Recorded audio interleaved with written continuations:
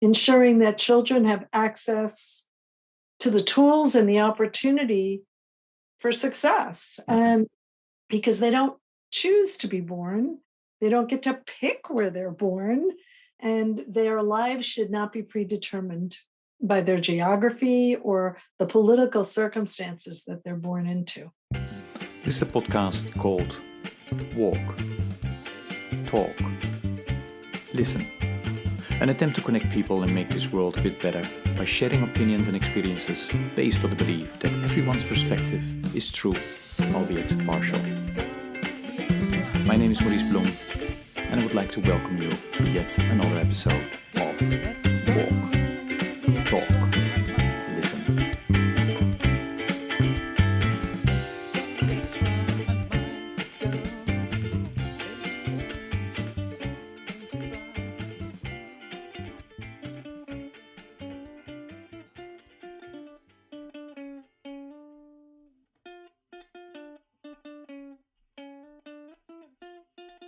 Okay, good day, everybody. This is another episode of the podcast Walk, Talk, Listen. And as always, I'm delighted with today's guest, Caryl, who will introduce herself. Hi, I'm Caryl Stern. I'm the executive director of the Walton Family Foundation. I'm a mom and a grandmom, and I've been a nonprofit executive and activist my entire professional career. I'm in my 45th year of post-college working, and I'm excited to be joining you. Wow, and actually we know each other from the previous organization that you worked for at UNICEF. And, I heard you talk a story about basically your childhood and your parents and the reason also why you are in this work. Can you explain a little bit? Sure. So, I usually describe this by saying I have this picture that's in my mind that stays with me with everything that I do. And it is, it's a picture of a little girl, and she's 6 years old, and she's standing on a dock, and she's holding the hand of a little boy who is 4 years old. And they're getting ready to board a ship, and they're going to a country where they've never been before, that speaks a language that neither of them speak, and where they've only very, very recently learned they're even going to be sent.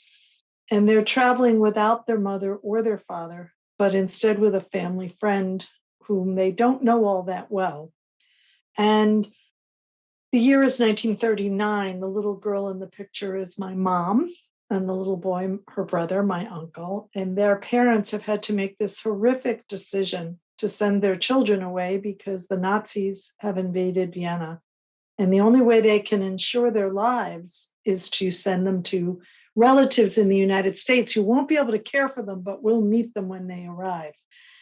And upon arrival, they will be put in an orphanage on the Lower East Side of Manhattan.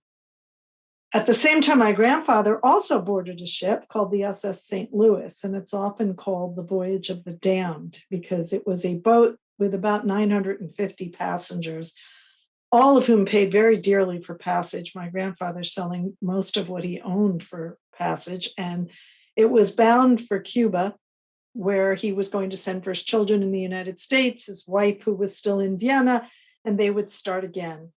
And when the ship got to Cuba, they found out the documents they had purchased were fraudulent, and Cuba would not let them in. And they sat in a harbor for 40 days. And for those 40 days, the world debated the fate of these passengers, most of them either Jews or sympathizers with the Jews. And no one would take them, not even the United States agreed to take them. And so they were sent back, and ostensibly to Europe. Most perished at the hands of the Nazis. My grandfather was amongst a few who were let off the boat. We always used to tease him he was thrown off the boat, but in London, when the boat was refueling, they were immediately put into prisoner of war camps because they were from the other side of the war. But that saved his life. He survived the war in a POW camp. He came to the United States 2 years later. His wife, though, did not come to the United States for 7 years. And so my mother, who left her mother at 6, was not reunited with her until she was 13. And unfortunately, my grandmother died a year later. But I knew my grandfather. And I grew up in a home where we heard the story about this woman who shepherded my mother and her brother to safety. And at the same time, we heard the story of what happens when the world turns its back, when nobody gives a damn, when my grandfather sat in a harbor and the world was ready to let them die. And so we grew up in a house where my mother instilled in us, you're blessed. You live in a country where you can use your voice, and that's not a privilege, that's an obligation. And so we were always activists. We were always involved. We were raised to be civically part of what was going on. And I guess the plight of children, in particular refugee children, is what drives me. It does. Ensuring that children have access to the tools and the opportunity for success. And because they don't choose to be born, they don't get to pick where they're born, and their lives should not be predetermined by their geography or the political circumstances that they're born into.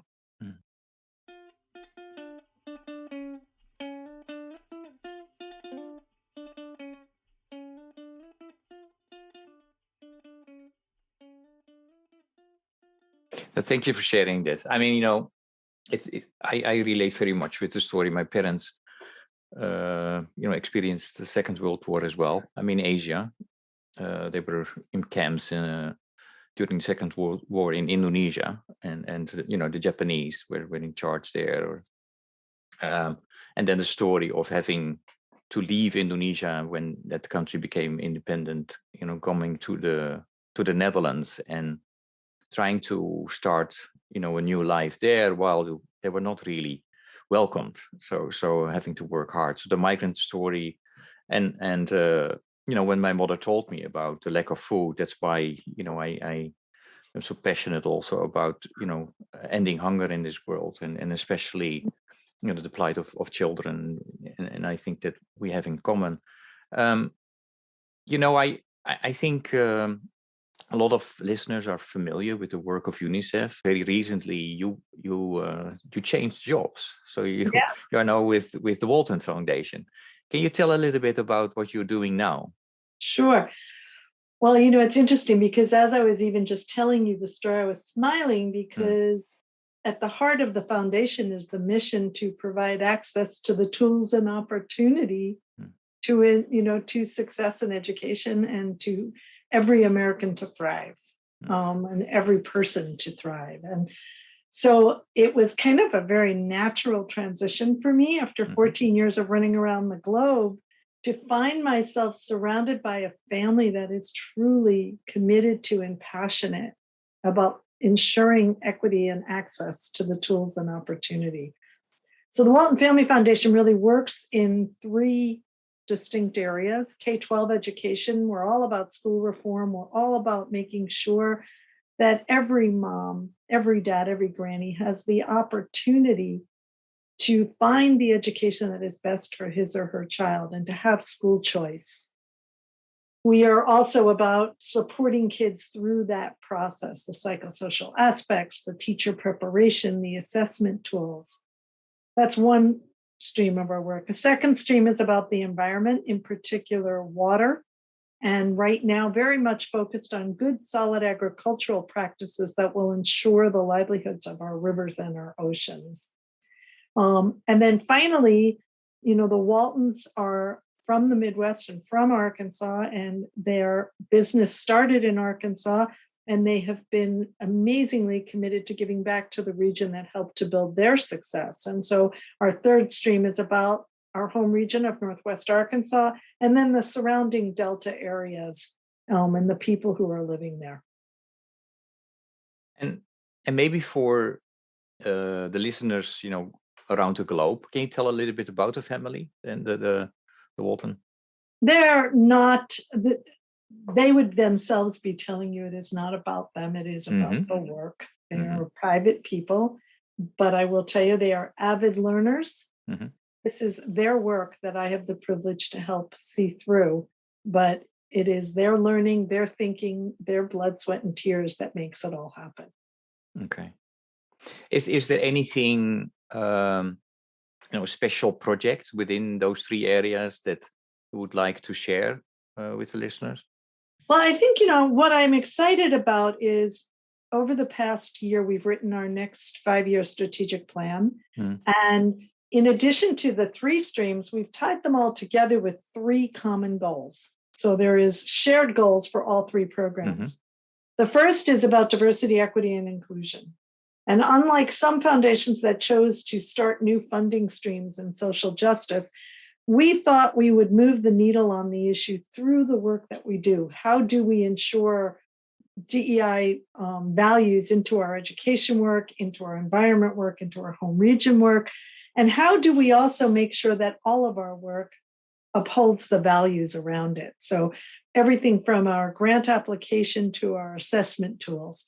And we brought in a diversity education and inclusion program director, a full-time, high-level professional, whose job it is to work with each of our programs and to infuse her knowledge base into what we're doing. So it's a different approach, and it's been very exciting and very interesting for me.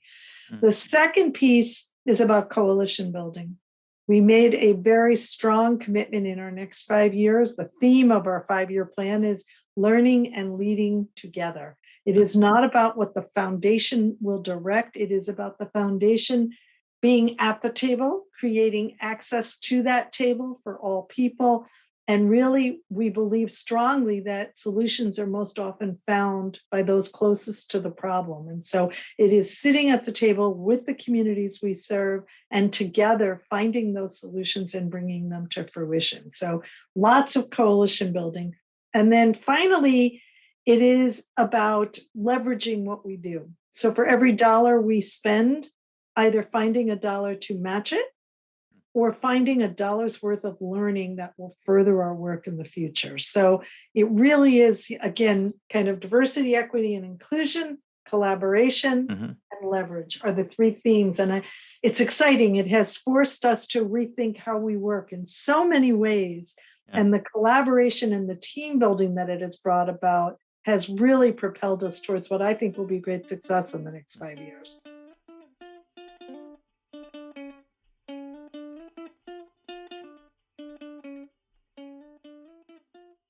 Wow. Well, that's pretty impressive because you're not that long at the foundation. 2 years, 2 years now.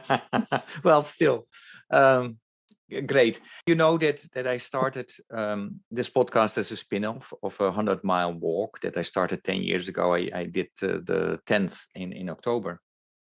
I started this 100-mile walk because I'm passionate about ending hunger, poverty, and injustice. If you would be asked to walk 100 miles, so that means 15 to 20 miles a day in a week. What do you walk? What will you walk for? I would walk for children. I would walk for tangible solutions. And right now in my own country, I would walk for bridging the divide. I think we have drawn very, very hard lines in the sand between us right now in this country, which is so antithetical to everything this country stands for. And I do believe you have to be at the table with people you don't agree with, not just with people you do agree with. And Tim Shriver, who is a very dear friend, coined a saying that I really like. Let's stop looking for common ground. Let's look for common solutions. And I think you would get me to walk if it meant common solutions. He uses a really good example of guns. And he says, if you get those that are pro-gun control, they will come to the table with all of the statistics. They will point to the countries that control their weapons. They will show you why it is safer and why there's less violence. And then on the other side of the table, if you put all of the people who are anti-gun control, they will come to the table with lists of all the countries that do not have gun control, but have lower levels of violence. And they will put their statistics up there. And then we could spend days arguing over whose statistics are valid, which is a better approach. At the end of the day, we could agree we all want to stop the violence, whether it's through gun control or not. So if we stop arguing on what we can't agree on and instead put our combined efforts in stopping the violence, we would make a better world. And so I am a believer in common solutions, not common ground, and that would make me walk.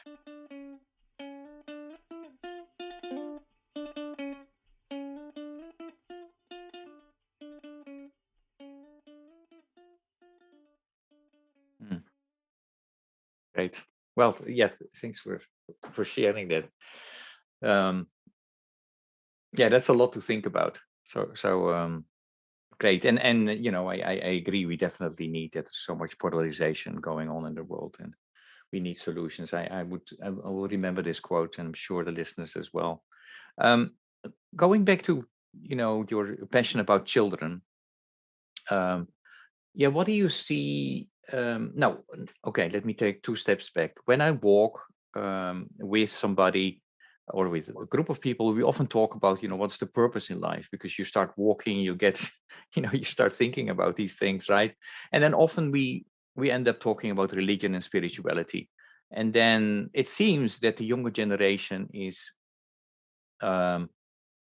experiencing that differently, at least on the West, in the Western, in the US and Europe. What do you see in your community among the younger generation around religion and spirituality? And I know there is, you can have different definitions of what is religion, what is spirituality, but give some of your observations, what you see, and how that is different than from your own, what you experienced. So many different thoughts here, and I'm going to try to tie them together a little bit neatly. But right now, I think one of the things that I'm greatly concerned with is that we've raised a generation that is not in awe of anything. And there is a wonderful book that kind of takes Talmudic teaching and talks about the lack of awe. And it's called Blessings of a Skinned Knee. And it impacted me. It's really about parenting is what the book is about. But, when I was a little girl, you didn't even ride an airplane without putting your white gloves on. Like there was a respect for some things required me to behave better, to dress up, to be respectful. Teachers were Mr. and Mrs. They weren't first names. We weren't as casual about certain things. And so there was respect until you were given a reason not to respect, instead of respect has to always be earned before you give it. And I think some of that for me is tied to religion and spirituality, is to a belief in something bigger than yourself, something you give reverence to. And I am a person of faith. So for me, that is my faith, that something bigger. And it's an interesting question because my husband is of a different faith than I am. And he said to me, my husband is Catholic, I'm Jewish. My husband said to me when we got married and we decided to have a family, make them good Jews or I will make them good Catholics. Let's just make sure they have faith. And we agreed on that. Like it was important to us that they had a grounding. They could grow up and reject it if they chose to, but we had to give them that grounding so that they had something they could believe in and count on and turn to in those moments that were critical.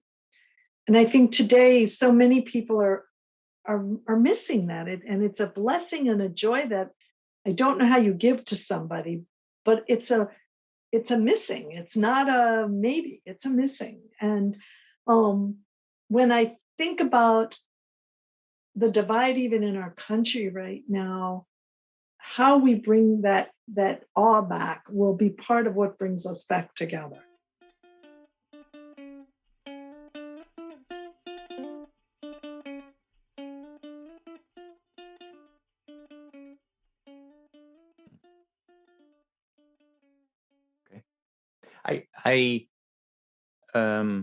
So is that my question is, do you see among the younger generation that religion doesn't play a role anymore in their lives? And if so, how is it then, what do you see around spirituality in the younger generation? So it's an interesting question for me because I lived in New York for the majority of my life, and I'm no longer living in New York. I am living in Arkansas now. And I see more people of faith in Arkansas in my immediate community. The church plays a very significant role in the communities that surround where I live. So I'd be hard pressed to say I do not see faith in the community. I do. But I do know that the foundation recently did a study with Echelon Insights. We did a study of Gen Z and millennials, and it was really asking them about the American dream and their expectation, could we meet it, et cetera. And we were really pleasantly surprised at how optimistic they were. Really optimistic that they could indeed achieve the American dream. And at the same time, though, they defined it differently. They defined their achievement as something they would make happen. It wasn't because they lived in a country that could enable it. It wasn't because there was faith in a God that would bring it to them. It was exclusively, or almost exclusively, very much so, based on their taking themselves up by their bootstraps and achieving it. That's a very different look. I don't know where spirituality comes in, and I don't know where faith comes into that. Like, I can't see where it fits into the picture. Yeah, it's interesting. And yet at the same time, like, I know from my own children that that they have a sense of faith. So I can't tell you I don't see it at all. But it plays a different role. You know, growing up, there wasn't a weekend we didn't go to synagogue, and all of my non-Jewish friends, it was a given that Sunday was church day, and stores weren't open, and everybody stopped on their, on their Sabbath, and they took that day, and they cherished the day of rest. Everything's open 7 days a week now, like there just is no longer a stop, a reflection point. And I think that's part of what giving up faith you lose. And in sense of spirituality, look, I do think there is obviously more New Age spirituality that has evolved. Again, probably something more foreign to me. And just a quick question, and although maybe it's not fair to make it a quick question, but within UNICEF, you traveled a lot around the world. What did you see outside of the US? When you would. Yeah, I think I saw more faith. I mean, obviously, with UNICEF, where I was, in some of the most difficult places in the world. Yeah. And I think when you find yourself in some of the most difficult places of the world, it's a defining moment for either finding a God or giving up a God. I mean, there are those who look and say, how could there be a God? Look where I am. And there are those that say, please, God, get me out of this. And it's interesting. And even though many of us define who that God is or how that God came to be or how we came to be very differently, there was that sense of faith. But there's also the sense of the faith unites the community in places of great difficulty. In the same way that, in Arkansas, I think one of the first questions I get asked all the time when they hear I've recently moved there, I mean, it's been 2 years now, but is, so which church do you belong to? That's a definition of our community. And I know that as I've traveled the world, when I would meet another Jew, I would know that we had some common denominator there. And I remember going to Mozambique. Actually, this is a cute story. I went to Mozambique, and I had worked for the Anti-Defamation League before I worked for UNICEF. And with ADL, when you would travel, the first thing you would do would be to stop and meet with the local Jewish leadership, and you would make arrangements for where you would go for the Sabbath dinner, for Shabbat dinner. And for those who wanted to go pray, what synagogue we could get them to. Okay. So now I'm on my first trip. I'm in Mozambique with UNICEF. And of course, my first question is, are there any Jews here? And the country director at the time, who has become a very dear friend since then, said to me, well, yes, we have Jews. And the way she said it almost sounded like we have pets. Like, yes, we have Jews. And I said, great, I'd love to see the synagogue. So she took me to see the synagogue. And the synagogue used to be beautiful, magnificent colonial building, but it was used as a munitions storage place during their Civil War. So it had a lot of holes in the building. And I said to the man who was taking me around, is there a service Friday night? And he said, there are two services. He said, because half of our congregation doesn't talk to the other half. And I said, well, how big is your congregation? Well, there are 7 of us, but 3 don't talk to the other 4. And I remember laughing and thinking, I think all of us who belong to a church or synagogue relate to that story, okay? But there was for me in the middle of my first time in Africa, a comfort place in being inside that synagogue. And I think that happens to all people of faith. You find that your house of worship is a place of comfort. And I feel like maybe for some people it's not religion, but then they have faith in something, in each other, in people, in a conviction, something that they find is what binds them to others. And so the place of faith, though, in a village or in a refugee camp is significant. Yeah. It is.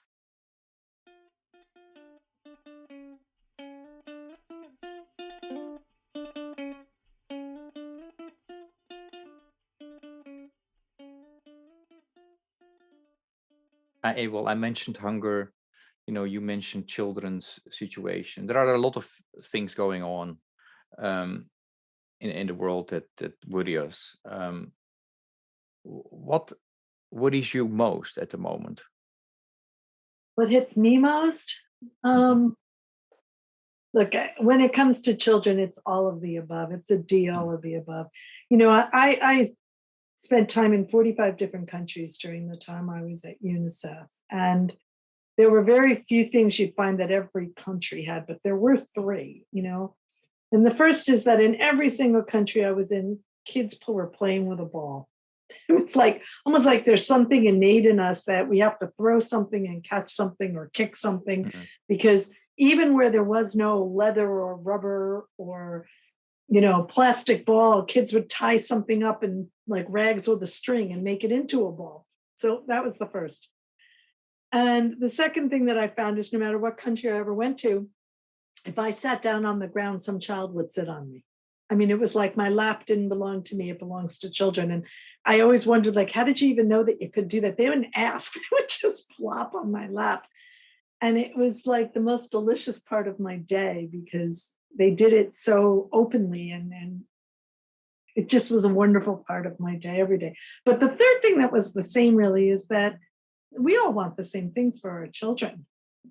We want them to be happy. We want them to be healthy.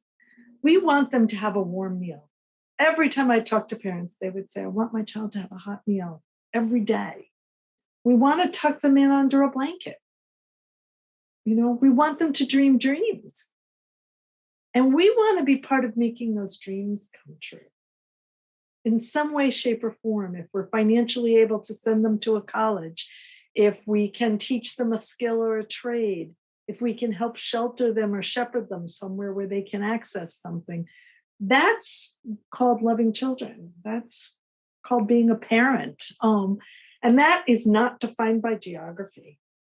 And I think that when I think about what drives me, that's what drives me is I am so blessed to be financially able to support my children, to live in a country where there wasn't, can I get a vaccine? Vaccines were readily available, even pre-epidemic for pre-pandemic, for the other diseases, where I never had to question if I turned on the tap, would there be water, or walk 5 miles to grab it, where I, as a girl, was guaranteed an education. I had every privilege known to people at my fingertips without question. And when I became an adult and I began to do humanitarian work and began to realize more of the world doesn't have access than does, I was horrified. Yes, of course, in the back of my head, I always knew there were some who didn't, but that's different than seeing it and feeling it and smelling it and tasting it. And I am so driven by that, that even the death of one child that could be prevented is one too many. And when I, was working for UNICEF and would get that annual statistic of how many children died that year of causes we could prevent under the age of 5, I was horrified. When I thought about women who died in childbirth because they had a breech baby, something that would be rectified in a couple of minutes in a hospital in the US, or I know I hemorrhaged with my last child, and if I had been in the places I was working with UNICEF, I just would have died, and so would my child have died. So it's there, but for the grace of God. And I am so motivated by that and so privileged that my career has allowed me, think about that. I not only have all these privileges, but I've been paid to do this work all my life. I mean, how many people can go to work every day to do something they really believe in and make a career of it? And even now in the foundation, that is what drove me to the foundation, is the impact this foundation is having in the areas in which it works.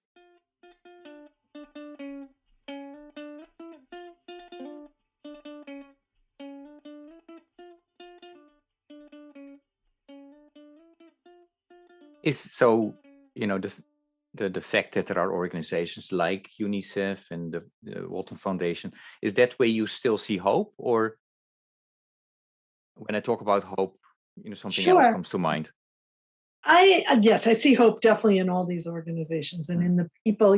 Today I had the privilege to listen to someone who was from Afghanistan, a young woman who managed to escape, and on the phone with us was a gentleman who is still in Afghanistan, and he is there working for UNICEF. He's putting his life at risk. He's choosing to stay there.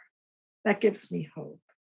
What gives me hope is during the pandemic, a teacher in the Midwest who, recognizing that her students were going through something that was emotionally horrific and that their parents were experiencing it and might not have the energy to provide that extra support, started posting just office hours where kids could come for homework help.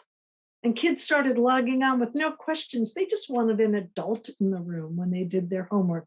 She gives me hope.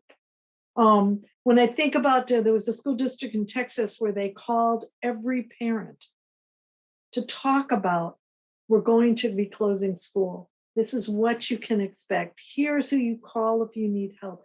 Every single parent got that phone call. That gives me hope. I just feel like there are so many examples. When I see in along the Colorado River, when there was for the first time a treaty formed, which amongst all the people who are working along the Colorado in the United States and in Mexico about sharing water, that gives me hope. When I sit with tribal leaders on that river and listen to their love of the land and the water, that gives me hope, Mm-hmm.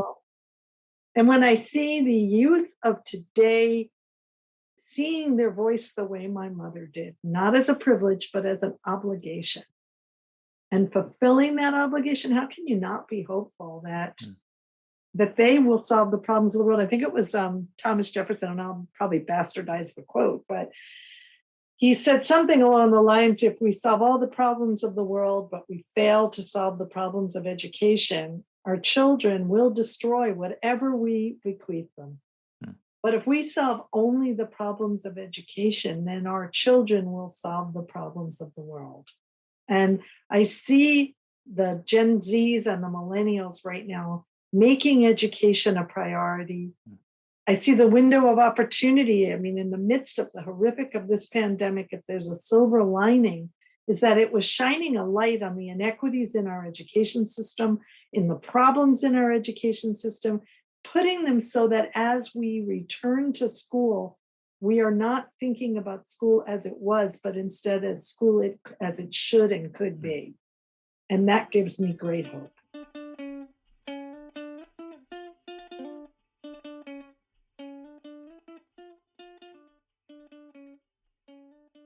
Wonderful. Education is mentioned in one of the Sustainable Development Goals, and I try to talk about this during the podcast as well, because I think it's important. It's not perfect, but as a world, we identified 17 SDGs or Sustainable Development Goals, and I think that's a good step forward to make this world a better place, more sustainable, etc. What would you like to share with the listeners about the SDGs? What do you think they should know? I think they should know the SDGs. Let's start with that. Yeah. I know the SDGs. I worked for UNICEF, so we all had them posted on our walls. Yeah. But I think if you stop the average person and you say, "Do you know what an SDG is?" They don't. Then you say Sustainable Development Goals. Few more know. I think for them to actually be achieved, it is not about what governments will do, and it's not about what civil society will do, and it's not about what the corporate sector will do. It is about all of us doing. And It is about sharing what we're learning and working collaboratively with across all the sectors. Yet the majority of the people are not working towards the goals because they don't even know they exist. And so if I could wave a wand for hope, it would be that every school would start at kindergarten and say, these are the goals of the United Nations, the entity that unites the world. These are the goals. These are the goals that corporations signed on to, governments signed on to, and you will inherit. And you can be part of making them happen. And they will light that flame that entices them to actually become part of it. That would be my wish.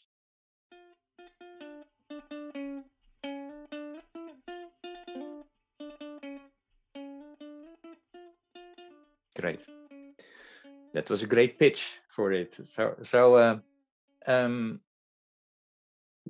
my organization exists 75 years.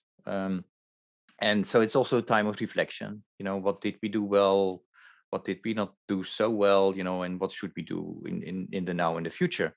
One big topic, and that's, you mentioned in relation to the Walton Foundation as well, is around racial justice, diversity, inclusion, equity. If I ask you to look at the NGO sector as a whole, how do you think the sector did around racial justice? And I know it's difficult to generalize, so many different, but I'm asking you anyway. Yeah, I think that, and I'm going to broaden it beyond just the NGO sector. Okay. I think society as a whole raised a lot of money. I'm waiting for the strategic plan for how those dollars get spent. There's a lot of really great things happening, but happening disparately as opposed to collectively. And that makes me nervous. I do not presuppose to have the answer. I'd be a very wealthy woman if I did, just to say, here's what we need to do to correct all the ills in the world. But I have to believe that we could be more strategic in how we approach it. And that, again, starts with a whole lot of listening. And that starts with bringing the three sectors together. When I was at UNICEF and we were responding to, and I've told this story before, but we were responding to the storm in Puerto Rico, we didn't have any staff on the ground in Puerto Rico. It's part of the United States. It's not a developing nation, and yet it had just been, decimated. And I didn't quite know how to respond because I didn't have anybody on the ground, right? And so we started looking around. What could we do? Who could we partner with? And a particular governor went very quietly to Puerto Rico and did what I admired, asked, what do you need? How do we help? Didn't make assumptions about all of it, as I know you're familiar with the number of winter coats we got for Haiti after the earthquake in a place where there's never winter was like ridiculous. So he did the right thing. He asked. And I was impressed, and I read about it in the paper. And I called his staff and I said, hi, I'm Caryl Stern, I'm the president and CEO of UNICEF USA. Love to talk to the governor. And I called a mutual friend of mine with the governor. And within 10 minutes, I got a call back. And I said, what do you got? Let me tell you what I got. Let's see if we could put our guns together. And the governor said to me, well, I've cleared out space at a major airport. I've got Homeland Security securing that space. I've got people all over collecting what I've been told they need. And I've got government pull to make it happen. I've got an attorney general on the ground in Puerto Rico already interviewing organizations so we could find valid distribution routes. But I've never done this before, Caryl. What do you got? And I said, well, I've never worked in Puerto Rico and I don't have anybody on the ground, but I'll tell you what I got.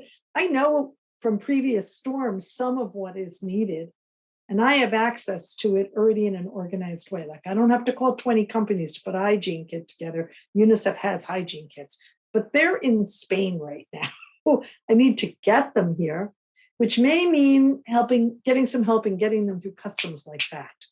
You've got political pull, I've got access. I have an amazing fundraising network. We fundraise all the time for children. So I could activate that rather than you have to go find your fundraisers. So now we've got access, we've got a place to store, we know what we need, we know what they want, we can raise the money, but we still haven't figured out how to get it to them. And I said, well, you know what else I've got? I've got the CEO of UPS on my board, and he just coincidentally is going to be in my office tomorrow. So Jim shows up in my office for what he thinks is a board meeting, and instead I say, Jim, here's what the governor's got, and here's what we've got. What do you got?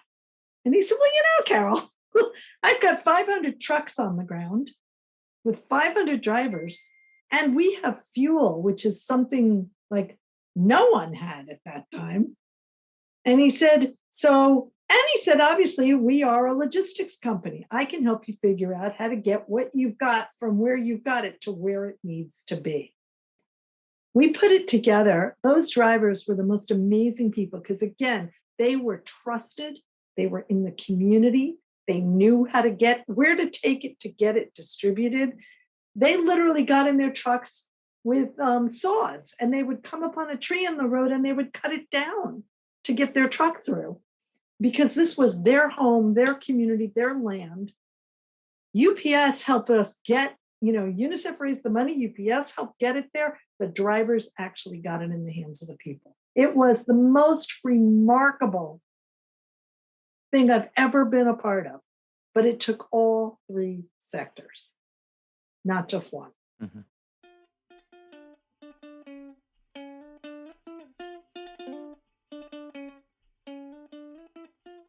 Right. And for the listeners, the story that Caryl is telling is really an example of how she works, because UNICEF, as it started under your leadership. UNICEF is also working with my organization on many issues, and migrants, Afghan refugees is one for sure at the moment. Mm-hmm. in the US. So that's great, and yeah, so important lessons. I would like to go into a totally different area, because I love music, and music is very important to me. If I would ask you to mention a piece of music or a song that embodies who you are, for a big part, which song or piece of music would you mention? It's funny because I have two songs. The song that I think is a motivator for me is sung by Pink. It's What About Us? And it was a piece I did use, and Pink graciously let me use when I was at UNICEF in tandem with film with children, showing them and asking the world, what about us? And I hear that song and it makes me say, everybody, there is an us someplace. And we are not us until we are all okay. And so that's definitely the ultimate motivator. But a lot of times when I would get asked to speak, they would always say to me, so what's your walk-on music, And I just didn't have any walk-on music. And you can't walk on to What About Us? It's not a rallying, upbeat song, it's a serious song. So UNICEF kind of made my walk-on music on the song, This Girl Is on Fire. And I would always crack up laughing because my children would say, yeah, right, she comes home and puts her feet up. She's not on fire. But I do think it is a very motivating song, and it would always give me a kick every time they would do it.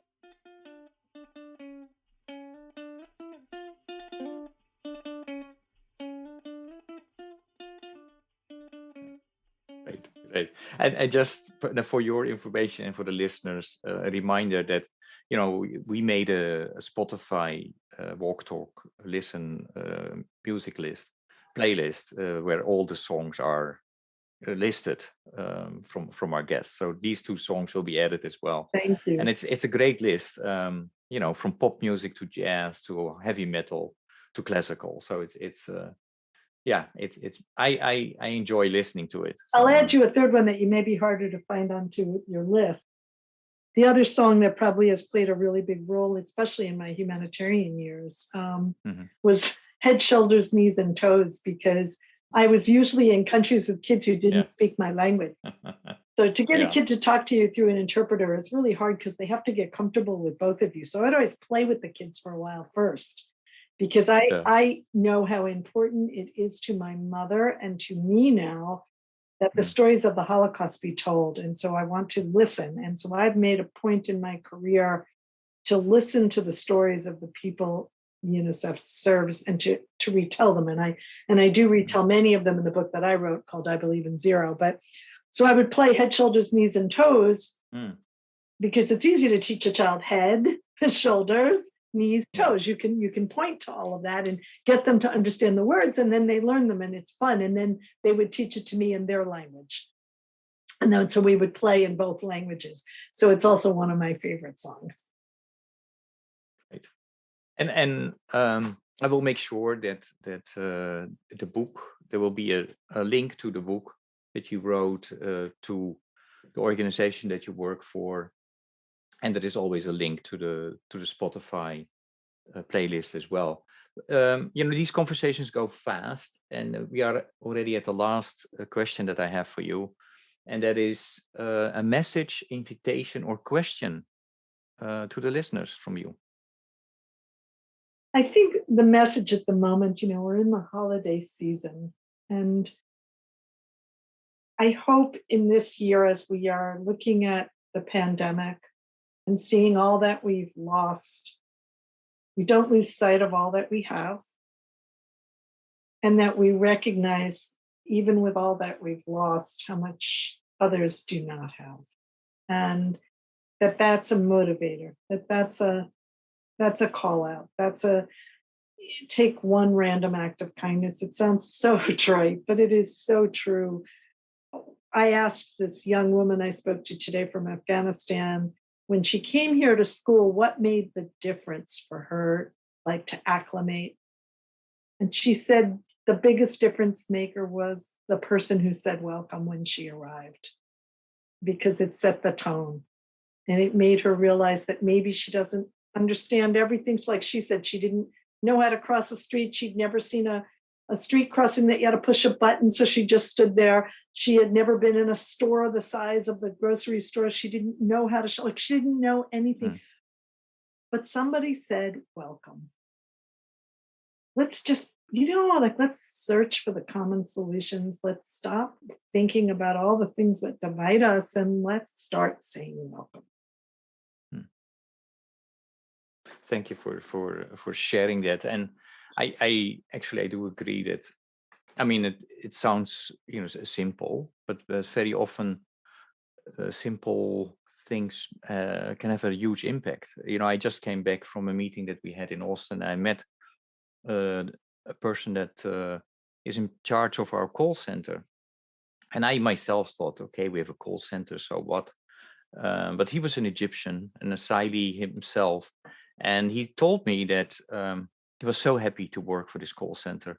And he said, if I would have had a phone number that I could have called when I arrived here, I would have many of the problems and terrible things that I had to go through would have been solved. So, and he speaks, I don't know, 10 to 15 languages. He's so passionate about this call center.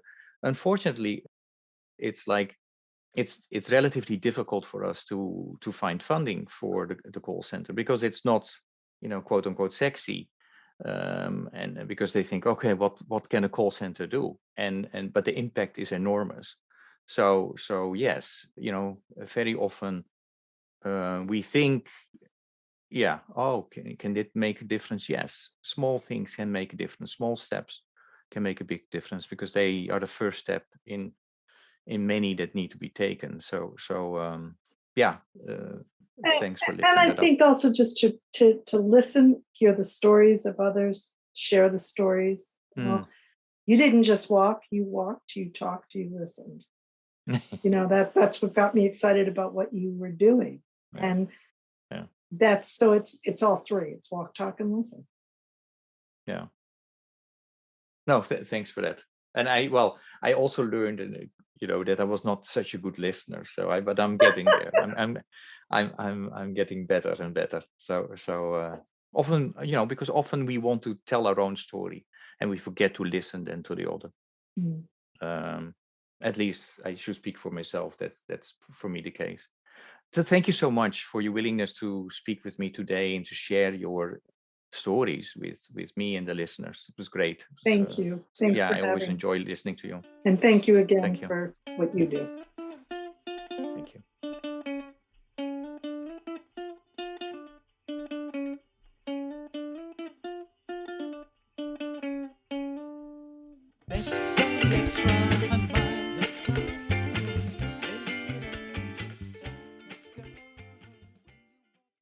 Thank you for listening to Walk, Talk, Listen. Please check us out on 100mile.org or follow us on Facebook or Instagram. I just finished the 10th 100-mile walk, and I really encourage you to check out our website 100mile.org to see how you can still contribute to this campaign. Thank you.